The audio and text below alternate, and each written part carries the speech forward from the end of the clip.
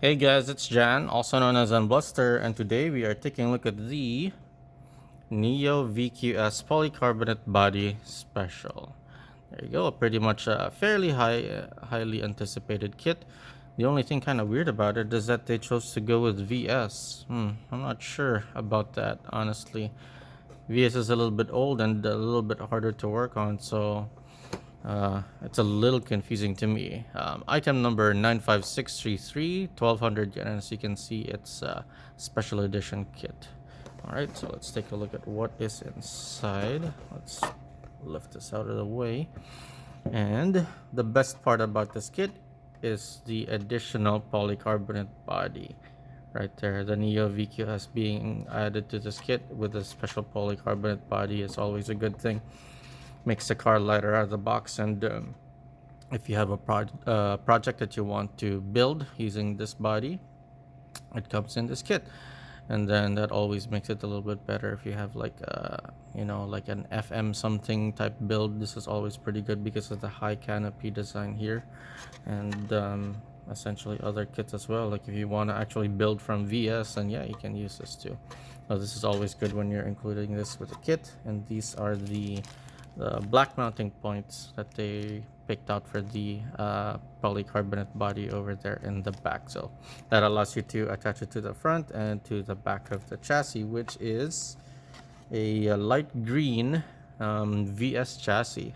I'm not sure why they went light green with this one, or even why they picked VS. It's a little bit confusing. They have a perfectly good VZ chassis that they could build from, and it's a lot less complicated to build from a VZ chassis as well too. So I don't know why they chose to do that, because there's a lot of stuff you have to do to the front bumper, even if you're running FM on the VS chassis. So quite a bit of extra work for this one. So let's set that aside. And then over here we come to the carbon reinforced wheels, the Y spoke. Let's take a look at the material, PACF. That's correct. So pretty good that they did the Y spoke, all narrow, but it looks like these are the offset narrow, and then the narrower, the one that's closer to the chassis, narrow wheels. That's always pretty good, and the fact that they're medium is always good. So these are a little bit better when you're actually trimming tires from them, because they're going to be a little bit more likely to be straight because they're carbon reinforced. That's just the nature of the way that it's being manufactured. The plastics are a lot less likely to be straight, but they're technically better. They absorb more impact and they're a little bit lighter, but you are a lot less likely to find straight plain plastic wheels. So these are a pretty good compromise if you want to do that. All right, so black is always a good one. The only thing that I was a little disappointed in this kit is that they included just the white hard tires. I would have liked to have gotten super hards. I just rather just get super hards. I mean, they already went through all the trouble getting the polycarbonate body on the kit. Might as well go to the super hard tires as well.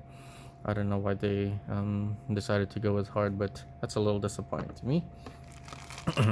And then here, nothing too out of the ordinary. Looks like they have an SMC motor right there. It's a little bit hard to tell, but yeah, this is SMC, 3.5 to 1 gear ratio. Pretty much nothing else out of the ordinary. Purple pinion. Looks like they added some of the screws for the mounting plates on this side, on this actual little package. That's always good to see. And then this is the A parts, which is just a plain white A parts. From what I can tell, it doesn't say if it's ABS or not. I guess that's just the nature of the old kits being old, because they don't really have a lot of the markings telling what material it is. You just pretty much just guess just from looking at what people had from back in the day. And it has an updated booklet style manual as well, so it has some of that one, additional tech tips. Let's look here. I don't think there's anything different other than the instructions for the actual cutting of the polycarbonate body which is over here, right there. So it tells you to cut it out and then how to put the stickers on to the clear body. All right, so there's stickers over here too. I completely forgot. So the good thing about the polycarbonate bodies usually is that they add additional plastic stickers. So when you're actually painting, if you want to actually use these as like masking, if you want to mask the canopy from the underside as a different color, you can use these. These last a little bit better against the paint when you're painting these with the rattle cans. So these are always going to be pretty good. An additional thing that they added to this kit being that these are going to be more durable. All right, so before that, I was gonna let you guys know that these are still available at the DXN Provisions. So usually the links are gonna show up here. Just copy, just freeze frame the video and then like copy the dxnprovisions.com link, or they're in the what do you call it, the video description down below. These should still be available if you guys want to buy them. So go ahead and do that now before these run out, because these are actually pretty collectible in my opinion. All right, so for value, we are going to put in a 9. Having the fact that it is included with the polycarbonate body is going to be always a good thing, mainly because it allows you to use this for other kits if you want to, or if you want to actually build out the VS chassis build, with this chassis, then you can go ahead and do that. That's always a good thing.